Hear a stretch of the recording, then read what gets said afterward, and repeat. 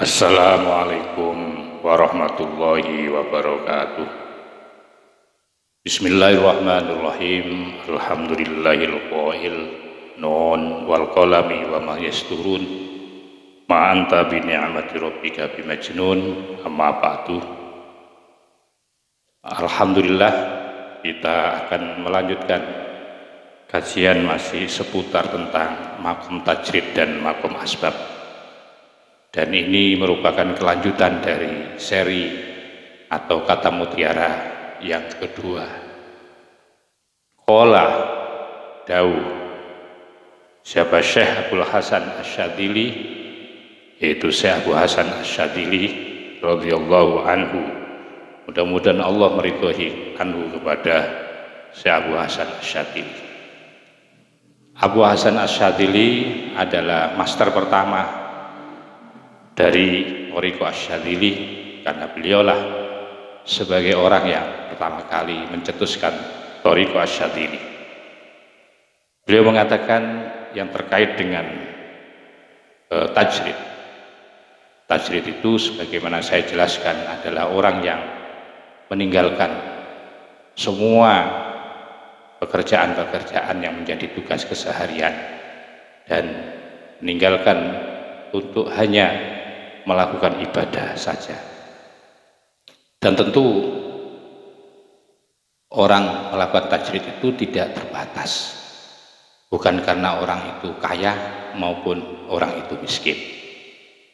Maka itu terkait dengan apakah itu orang kaya atau miskin, maka ketika orang itu diposisikan sebagai orang yang miskin, miskin artinya dia adalah orang yang memang tidak mempunyai kecukupan ya secara ekonomi, tidak punya gelar, tidak punya pangkat, dan ekonominya juga sangat kecil, sangat tidak seperti pada umumnya orang.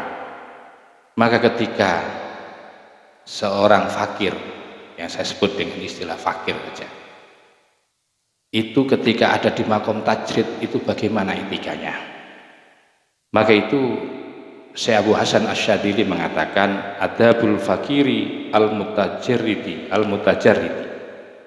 Adapun etika, adab, sopan santunnya orang fakir ketika ada di makom tajrid, ya makom di mana dia meninggalkan pekerjaan hanya beribadah tok pada Allah. Itu arbaatun, ada 4 etika yang harus dijalani oleh seorang fakir yang ada di dalam makom tajrid. Pertama adalah al-hurmatu lil akabiri. Orang itu al-hurmatu, adapun hormat lil akabiri kepada para tokoh-tokoh. Tetap dia ya etikanya, sekalipun dia sudah tajrid, etikanya sebagai seorang yang sedang melakukan lelakon tajrid, dan dia sebagai seorang fakir, yang pertama adalah hormat kepada para tokoh, pada para kiai, pada para tokoh-tokoh. Atau dalam pengertian dia tetap hormat kepada orang-orang yang dianggap usianya lebih sepuh, bisa juga diartikan hormat, tetap itu. Jangan merasa karena Anda ada di makom tajrid kemudian Anda membabi buta, hilang nilai etika untuk hormat kepada yang lebih sepuh.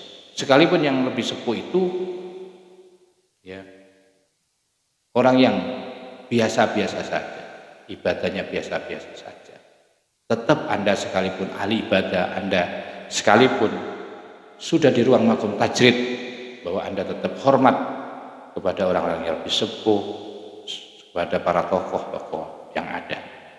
Warahmatu yang kedua adalah warahmatu lil asohir, hormat, kasih sayang, punya belas kasih sayang kepada orang-orang yang ada di bawah, orang-orang yang lebih kecil usianya, yang lebih muda dari Anda. Yang ketiga adalah wal insofu, bersikap adil min nafsika pada dirimu. Kamu harus bisa melakukan keadilan terhadap diri. hak-hak dirimu harus kamu penuhi.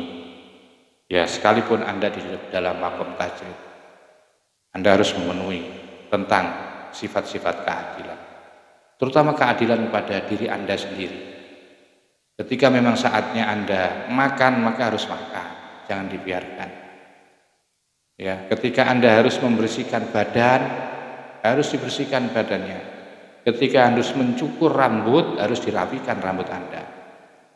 Ketika Anda harus memenuhi kebutuhan-kebutuhan jasad Anda, sekalipun Anda di makom tajrid, maka itu tetap harus kamu lakukan keadilan kepada diri Anda sendiri. Wa admul intisori, dan tidak minta bantuan lah kepada syahwat atau nafsu. Artinya apa? Artinya Anda sudah tidak perlu meminta bantuan.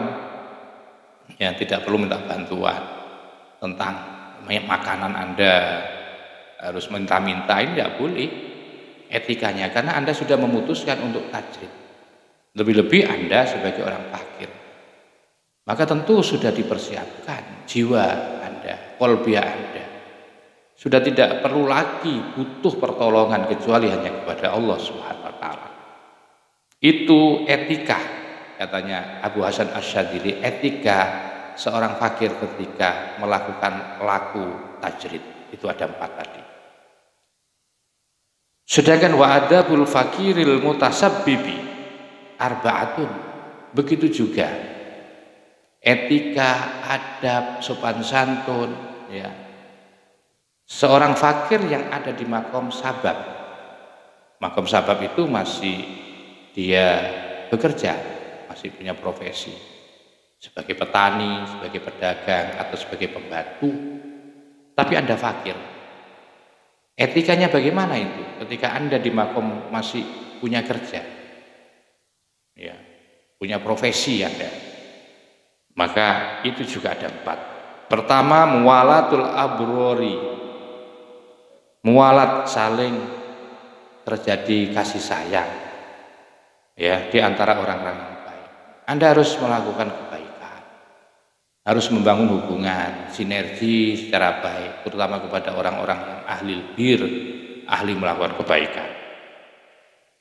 Jadi ketika Anda fakir, tapi Anda di makom asbab, makom yang masih punya profesi, Anda harus baik-baik dengan semua orang, harus baik-baik.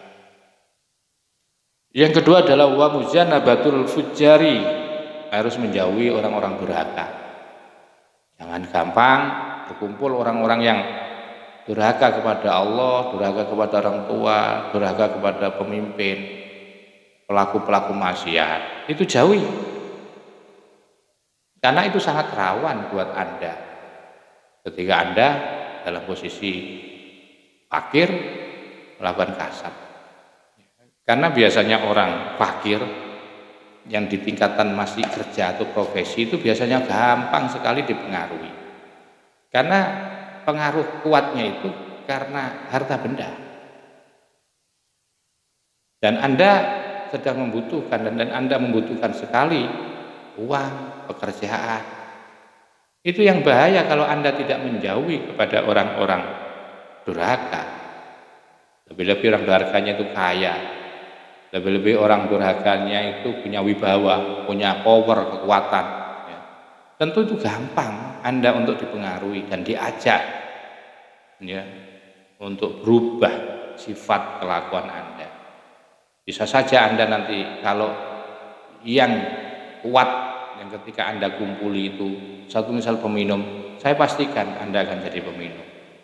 Kalau orang yang kuat yang sering ngasih uang Anda itu adalah seorang bandar togel, saya yakin Anda juga akan ikut menjadi salah satu bagian daripada orang yang bekerja di situ.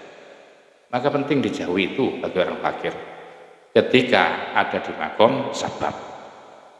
Yang ketiga adalah wa iqaus sholati, dan melaksanakan sholat bil jamaati, berjamaah. Usahakan ya sholatnya berjamaah, ya sholat jangan sholat sendiri, maksudnya usahakan istiqomah untuk melakukan sholat jamaah. Yang keempat, etika orang fakir yang ada di makom sabab itu wa muwasatul fuqara'i wal masakin bima yaftahu alaihi. Wa muwasatul fuqara. Muasah itu artinya ada yang memaknai apa artinya adalah muasah. Tidak membeda-bedakan. Ya. Kalau ada pengertian lain yang mengartikan adalah muasatul fuqara artinya menolong orang-orang fakir wal masakin dan orang-orang miskin. Bima dengan sesuatu yaftahu yang butuh, siapa fakir alaihi atas ma. Ketika Anda bekerja tapi Anda miskin, ya Anda kalau punya kesempatan untuk menolong pada teman Anda yang fakir juga, maka itu lakukan selama Anda bisa. Atau atau bersikap muasat, toleransi, sama, adil di hadapan orang fakir dan miskin. Apa menjadi kebutuhannya, kalau Anda mampu ya berikan. Itu etika yang harus dilakukan oleh fakir pada tingkatan kasab. Artinya kasab itu ya tingkatan pada umumnya orang seperti kita, ya seperti saya, sampean itu seperti itu. Wayan bagi dan semestinya lahu bagi fakir al-mutasabbib, orang fakir yang ada di tingkatan punya profesi di makom asbab. Aidon juga semestinya ayata ad-daba, harus punya etika kepada siapa itu bi'adabil mutajarridina, dengan etika kepada orang-orang yang tajrid.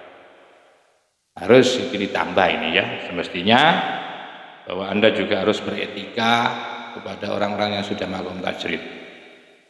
Bagaimana caranya? Ya tentu kita mungkin karena kita bebas, punya profesi, punya pekerjaan, Anda bisa menolong.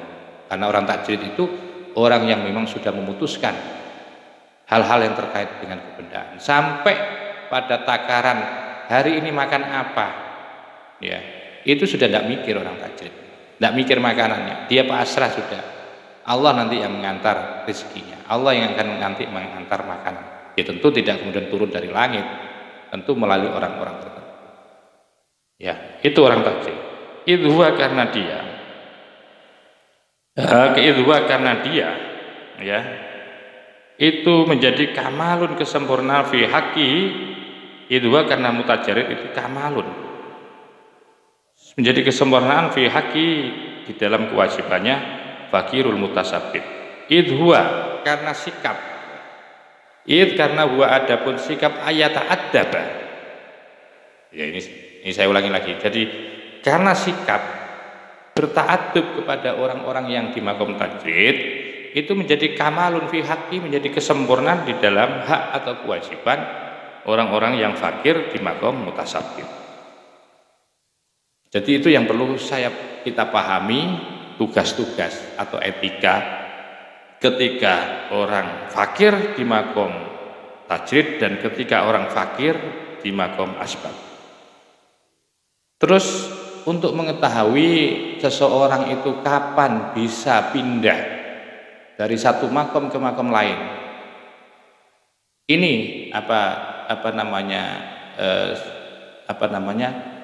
ciri-cirinya atau tanda-tanda bahwa orang itu bisa berpindah dari satu makom ke makom yang lain. Tentu ada dua hal di sini. Ya, sebagaimana saya jelaskan di episode yang lalu, saya singgung. Wa min adabil mutasabbibi, dan itu setengah dari etika orang yang ada di makom asbab. Artinya orang yang ada dimakomkan oleh Allah, ditempatkan oleh Allah, ditakdirkan oleh Allah di makom, dia masih bekerja, tidak meninggalkan pekerjaannya. Ya. Itu setengah dari etikanya apa? Iqomatuhu fima aqomahul haqqu ta'ala fi.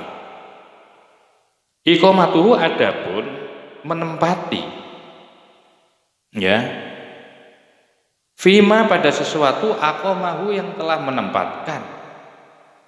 Siapa Allah menempatkan hu kepada mutasabbib, siapa al-haqqu yaitu Allah Ta'ala, fi di dalam aqomahul haqq, di dalam tempat di mana Allah menempatkan.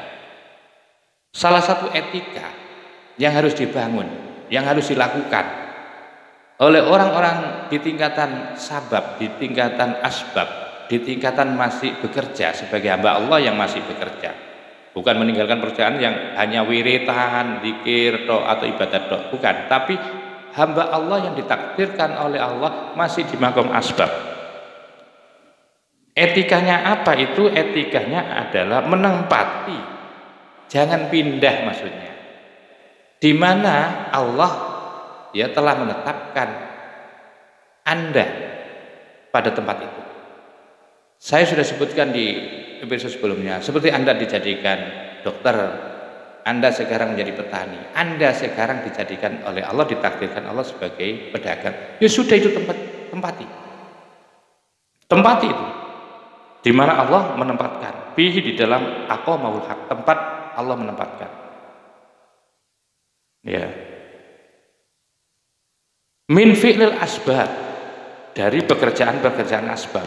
Jadi selama ketika Allah masih menempatkan Anda di pekerjaan-pekerjaan asbab, Anda petani, Anda tukang pijet, Anda tukang candu, Anda tukang nyuci mobil, itu adalah tempat yang ditempatkan oleh Allah, itu makom yang dimakamkan oleh Allah. Anda bekerja di situ, jangan pindah, jangan pengen pindah, jangan menghindar dari pekerjaan itu, ya, selama belum dipindah sendiri oleh Allah untuk dimakamkan ke takrib. Hatta yakunal haqqu, sampai yakunu ada siapa al haqqu, yaitu Allah Ta'ala, huwallazi, dialah, huwa adapun dia Allah, alladzi yang yungkiluhu, yang akan memindahkan siapa Allah, hu kepada mutasabbib, minha, dari, yaitu asbab, minha, dari asbab. Jadi Anda tidak bisa kemudian memilih menurut keinginan sampean, menurut nafsu. Keinginan itu nafsu. Dari dimakamkan oleh Allah Anda sebagai seorang pekerja, tukang batu, ya padahal Anda punya kemampuan yang banyak, masih dibutuhkan banyak orang, dan Anda bertanggung jawab dengan anak Anda, istri Anda, keluarga Anda, karena Anda menjadi tulang punggung dalam perekonomian. Ya, itu Anda tidak boleh pindah, berhenti begitu saja, tetap di makom itu. Tapi tentu bahwa selama makom yang Anda tempati, pekerjaan Anda itu syaratnya juga bahwa pekerjaan itu adalah pekerjaan halal.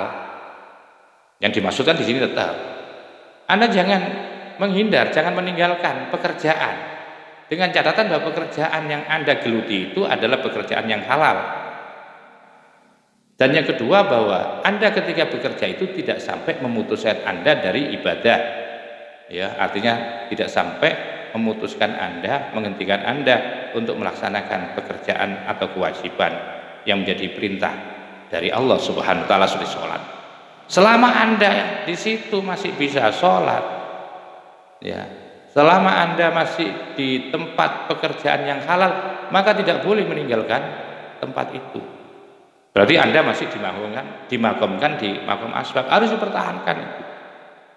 Maka itu orang itu bisa pindah dari makom asbab, makom yang berprofesi, bekerja setiap hari, itu boleh nanti Anda tinggalkan semua menjadi orang yang hanya khusus beribadah, itu boleh. Bolehnya sampai di mana itu tahunya? Hatta yungkiluhu, hatta yakunul haqqu walladzi yungkiluhu, sampai Allah sendiri yang memindahkan. Caranya bagaimana untuk mengetahui? Kan tentu kan butuh ini pengetahuan tentang kapan ya saya ini akan dipindah oleh Allah. Pertama, kalau Anda punya guru mursyid, punya guru thariqah, punya guru spiritual, maka penting. Sebenarnya saya jelaskan bahwa orang itu seperti kita itu wajib, fardu ain hukumnya untuk belajar tasawuf dan punya guru.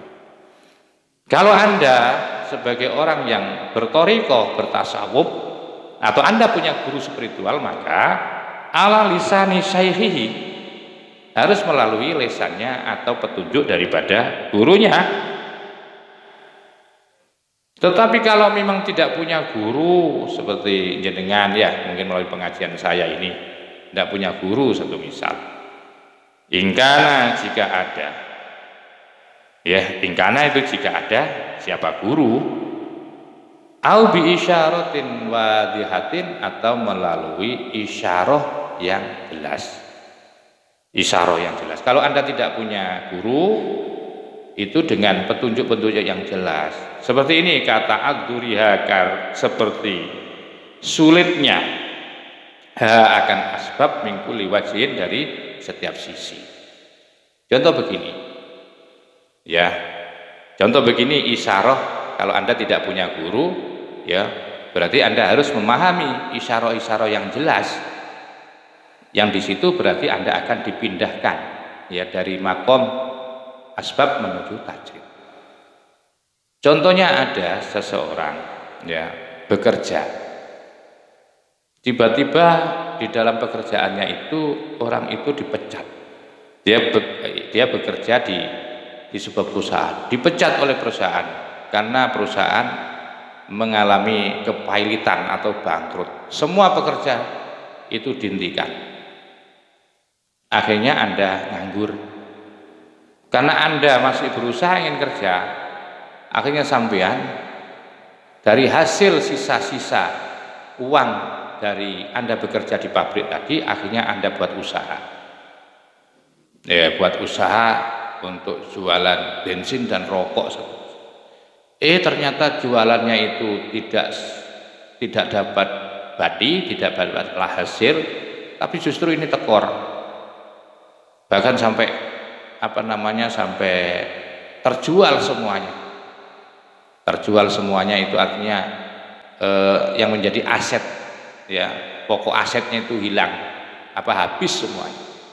Akhirnya dia nyari utang untuk mengembalikan bagaimana usahanya itu bisa bangkit lagi. Ternyata semakin hari semakin tidak terkendali kebangkrutan, terus bangkrut. Usaha lagi, masuk ke perusahaan ditolak, usaha ke sana sudah ditolak, seolah mau hanya kerja, ya, ingin menjadi buruh tani aja tidak ada yang nyuruh orang, karena memang dia tidak punya kemampuan apa-apa, ya. Hanya mau membantu di rumah tangga orang juga tidak ada yang mau nerima.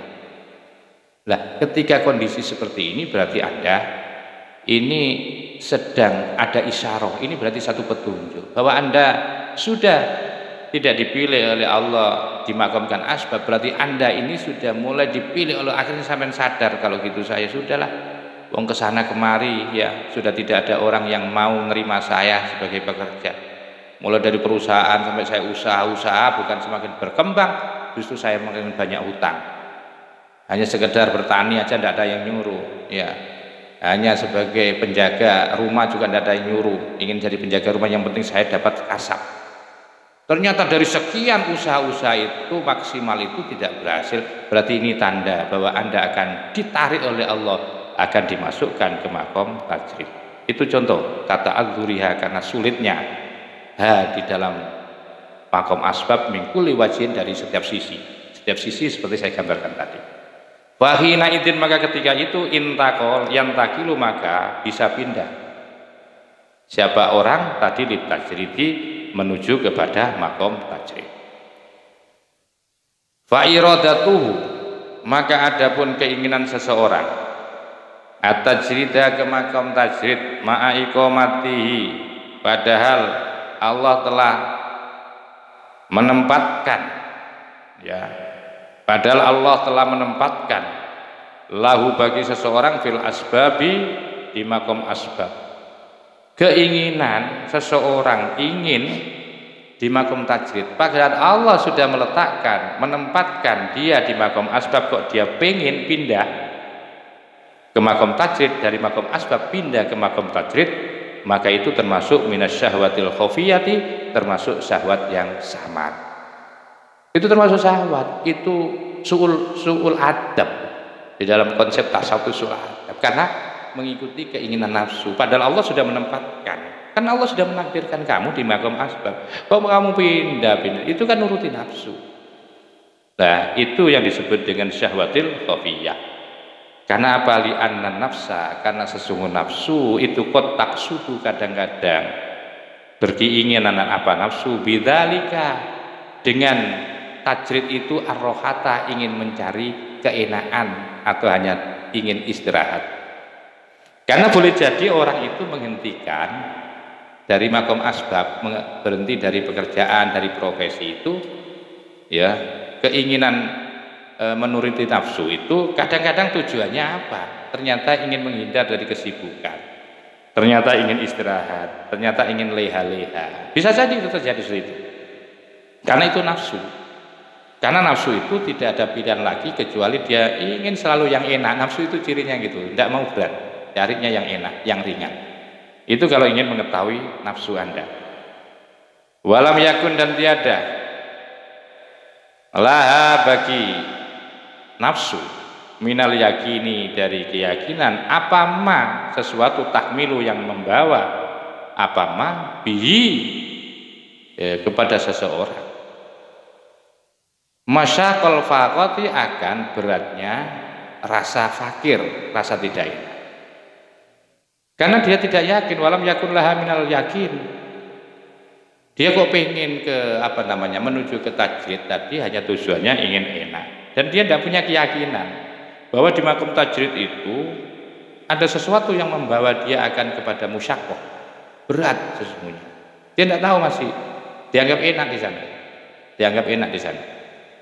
Maka itu faidha nazalat, apabila bertempat apa nafsu, dia dengan nafsu apa al-faqatu, yaitu fakoh, kemiskinan. Nah ini akan diuji ketika ternyata ketika faidha nazalat, apabila sudah bertempat nafsu, dia dengan nafsu al-faqatu, adapun kefikiran, ketidakenaan, maka inzalat, maka dia akan berubah. Wattarobat, dan dia akan terguncang nafsu itu, warojaat, dan kembali nafsu itu ilal asbabi, kepada makom asbab. Kalau itu biasanya kalau karena keinginan, ya, itu biasanya nggak langgeng, maksudnya begitu sudah. Ya, karena dia tidak punya keyakinan. Jadi ketika dia bermakom tajrid itu, dia itu nuruti nafsunya karena ingin nyari enak. Ternyata di sana tidak enak, tidak tahu kalau di sana itu ada sesuatu yang berat di dalam makom tajrid itu. Dan ternyata ketika itu terjadi, rasa berat, rasa fakir, rasa fakoh namanya ya, rasa miskin, berat lah. Maka akhirnya goyang, kok enak ternyata di sini itu. Kalau sudah begitu, wattarobat, dan tergoncang nafsu itu, warojaat, dan kembali apa nafsu ilal asbabi, ingin kembali kepada makom asbab.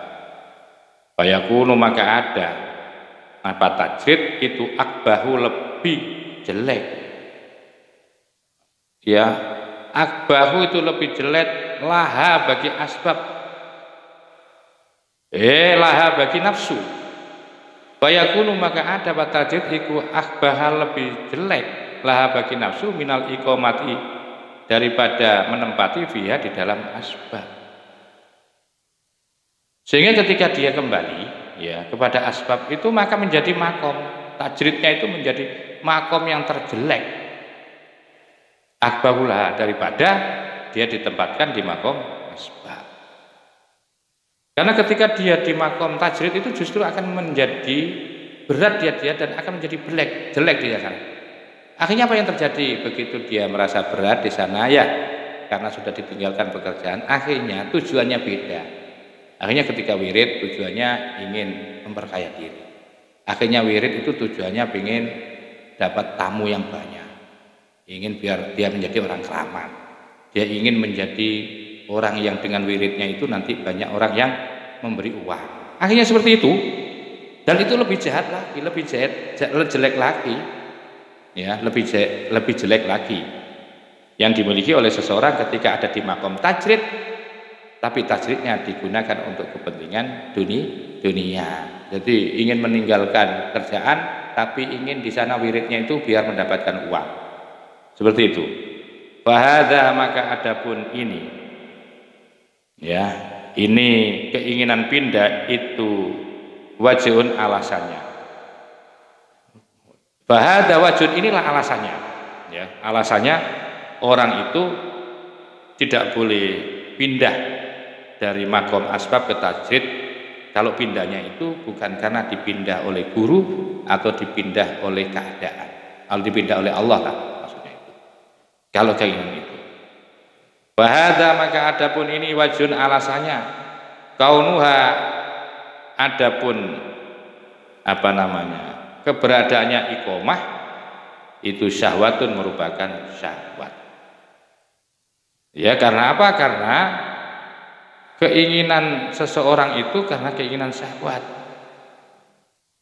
Wahada maka adapun ini wajun satu alasan kaunuha karena kaunuha adapun adanya iqomah itu syahwatun karena syahwat, karena dia itu ingin bertempat di tajrid itu karena syahwatnya. Ini alasannya ya. Alasannya menjadi jelek ya. Ya bahwa perpindahan dari makom asbab ke mana ke tajrid, dan ketika ada di tajrid itu akan menjadi makom yang terjelek karena alasannya perpindahannya itu karena syahwat, karena nuruti hawa nafsu. Terus sekarang kenapa dinamakan apa namanya nafsu atau disebut dengan syahwat khofiyah? Keinginan orang model seperti itu ya, keinginan orang ingin pindah dari makom asbab ke makom tajrid, kenapa disebut syahwat khofiyah? Begini alasannya, wa innama kanat, dan sesungguhnya ada apa syahwat itu khofiyatan, disebut syahwat khofiyah, syahwat yang samar, li'annaha, karena sesungguhnya syahwat khofiyah ya fid dohiri, secara dohir itu adharat telah menampilkan al-inqito'ah. Al-inqito'ah itu jungkung. Wa tabat tala ya tabat talu tabat tula wa tabat tula, dan menampakkan tabatul. Tabatul itu menampakkan ketok ibadah. Memang dari sisi dohir ya, kenapa disebut syahwat khofiyah? Orang pingin ya pindah dari asbab ke tajrid itu disebut sebagai syahwat khofiyah, syahwat yang samar. Kesamarannya itu dari apa? Memang begini alasannya, kesamarannya itu ya karena apa? Yang tampil, yang tampak memang iya dohirnya, memang dia itu adalah betul-betul melepaskan diri dari pekerjaan. Jadi profesinya sudah ditinggalkan, bisnisnya sudah ditinggalkan, aliran-aliran dana yang masuk kepada dia yang menjadi pekerjaannya dia itu sudah diputus. Betul, itu betul. Dan kemudian dia sudah merapat, sudah jelas-jelas dia sudah berpakaian pakaian takwa. Dia jelas-jelas sudah ada di ruang khusus di dalam peribadatannya. Jadi sudah tampak adharat al-inqito'a wa tabattula. Dan memang bahwa makom tajrid wa huwa maqamun syarifun, tajrid itu adalah makom yang mulia. Wa halun munifun, dan satu sikap atau keadaan yang luhur.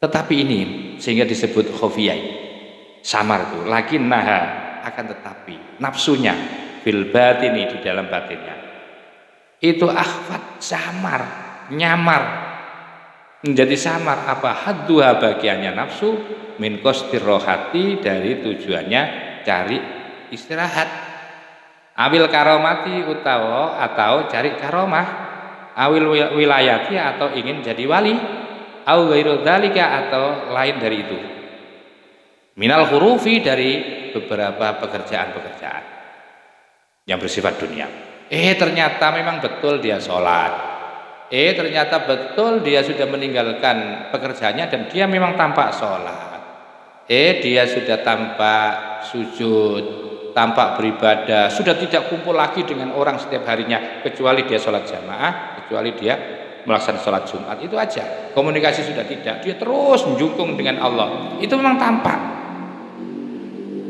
Akan tetapi kok tetap dinamakan itu khofiyah, karena tapi ternyata dibalik dia beribadah ya secara khusus ya, meninggalkan semuanya, ternyata ada sesuatu yang samar, bahwa ternyata akhfat hadduha, menjadi tidak tampak memang bagian daripada nafsu.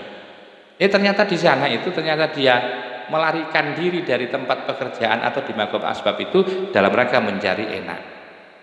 Itu satu. Kedua, pengen jadi pengen dapat ya keramatan, ingin jadi orang keramat.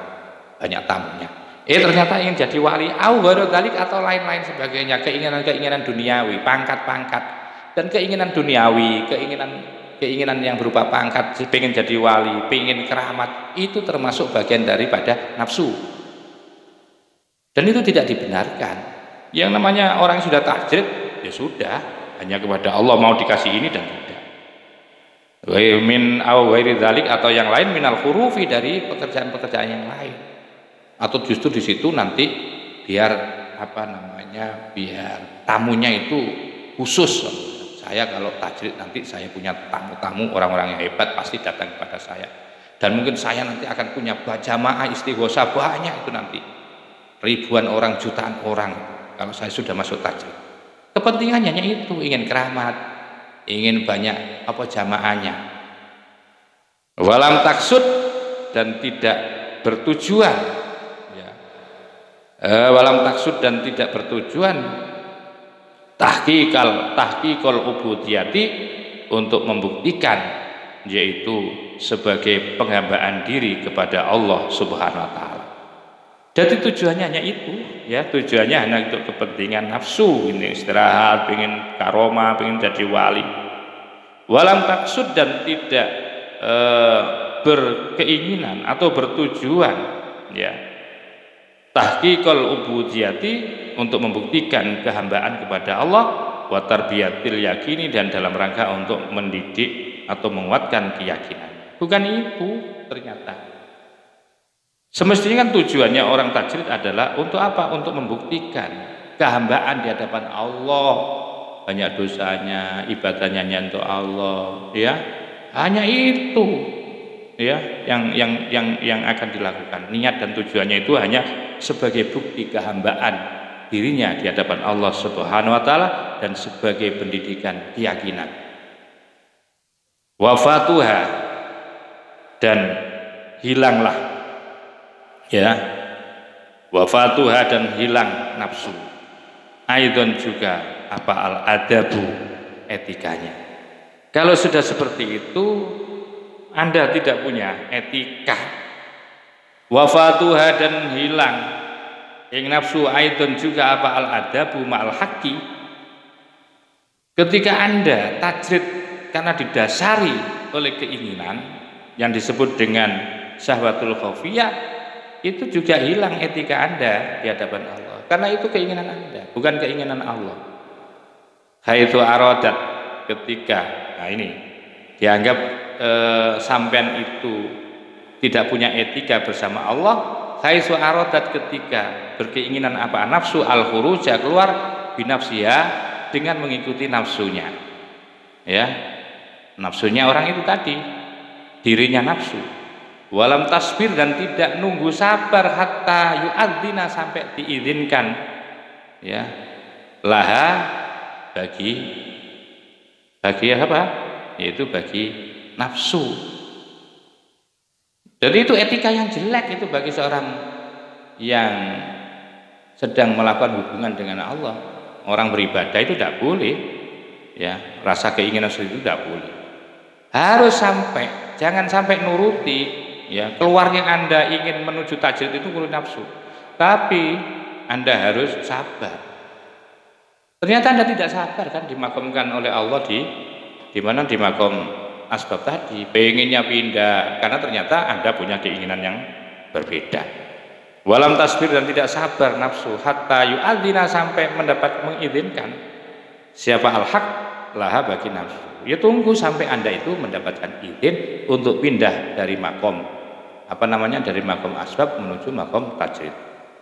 Untuk itu perlu Anda ketahui, kan, kapan Anda mendapatkan dan kapan Anda tidak boleh pindah itu, tidak boleh pindah itu.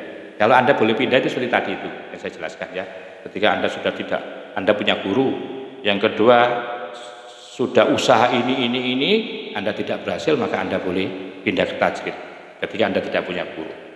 Tetapi kapan orang itu, ya, ciri-ciri bahwa orang itu masih ditempatkan di makom asbab, artinya tidak boleh pindah, itu kapan tidak boleh pindah? Wa alamatu iqamatiha, maka adapun tanda-tanda, ya, tanda-tanda ditempatkan kepada asbab, fiha di dalam asbab, ya, bahwa untuk mengetahui Anda itu akan ditempatkan di makom asbab itu bagaimana. Maka di sini wa alamatu iqamatiha, maka ada pun ciri-ciri ditempatkan kepada asbab fiha di dalam asbab. Pertama, dawamuha, adapun langgengnya asbab lahu bagi seseorang ma'a husulin nataiji, dengan tetap mendapatkan yaitu hasil.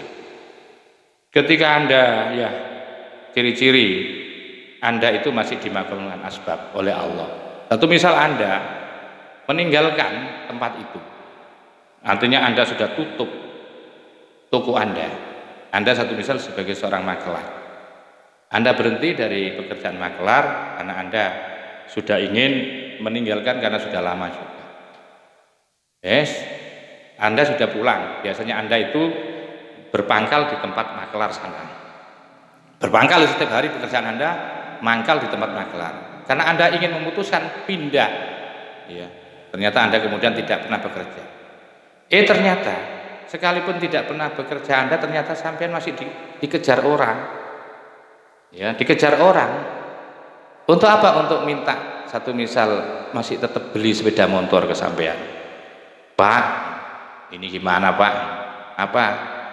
Ini loh saya kok pengen jual sepeda motor. Dan ini saya kasihkan murah karena saya masih butuh. Nah, karena sampai awalnya itu masih nolong orang itu, ya sudah tak beli.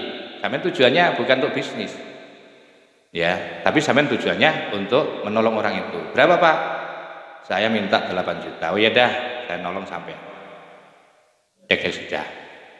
Ya, ternyata 1 jam kemudian belum selesai sepeda itu dimasukkan ke rumah sampean, tiba-tiba ada yaitu 2 orang, bapak dan anaknya, nyari sampean di tempat parkir, di sana tidak ada, padahal sampean sudah bilang berhenti, sampean dicari sini. Loh, sampean mau apa? Saya mau loh Pak, anak saya itu nangis pengen sepeda motor, kalau tidak kesampean tidak bisa, tidak enak katanya. Wah ini ya. Terus apa yang dibutuhkan? Ya sepeda motor yang seperti ini loh Pak. Lah, orang yang menjual baru keluar, ya, dan ini sudah dibeli oleh bapak makelar tadi, dan datang orang mau beli karena orang ini sudah dipercaya. Akhirnya apa? Akhirnya dia tetap jual beli di situ, ya. Akhirnya tidak semakin 1-2 orang, maka akhirnya dia padahal sudah meninggalkan tempat di sana, di tempat makelarannya, dia justru rumahnya menjadi tempat sentral jual beli sepeda motor akhirnya. Jadi sudah meninggalkan di sana, tapi tetap pekerjaan itu, rezekinya itu masih ngejar di situ. Akhirnya tetap berlanjut. Ya, selama itu masih ada seperti itu dikejar, berarti itu tanda bahwa ketika seorang makelar mau meninggalkan pekerjaannya, mau tajrid, itu berarti belum boleh. Ya. Yang kedua adalah wa adamul awaikil qati'ati lahu aniddin, dan tidak ada penghalang al-qati'ati yang memutuskan lahu bagi orang itu aniddini dari agama. Selama bahwa pekerjaan yang dilakukan itu tidak menghalangi dari kewajiban, ya, maka tidak boleh itu meninggalkan. Satu misal, kecuali kalau memang pekerjaan itu adalah pekerjaan haram, maka Anda bisa tinggalkan. Atau perusahaan di mana Anda kerja itu tidak memperbolehkan Anda sholat. Selama perusahaan yang Anda ikuti, selama bos yang Anda ikuti itu masih memperbolehkan ketika waktu istirahat Anda untuk sholat, wa admil awaiki, dan tidak ada penghalang yang bisa memutuskan lahu bagi seseorang aniddini dari pelaksanaan agama, selama itu tidak ada larangan, maka tetap sampean itu berarti belum dipindah ke makom tajrid, masih di situ, tidak boleh pindah.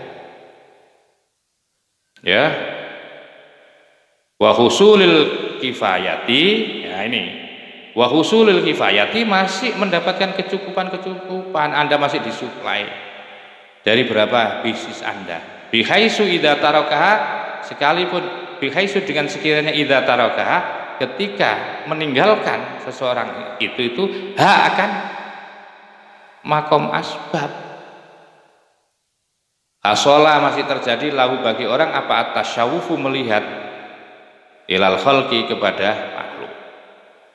Jadi dia seperti tadi saya gambarkan tadi. Jadi masih dicari oleh orang ya untuk membeli kepada Anda karena Anda itu orang yang dipercaya.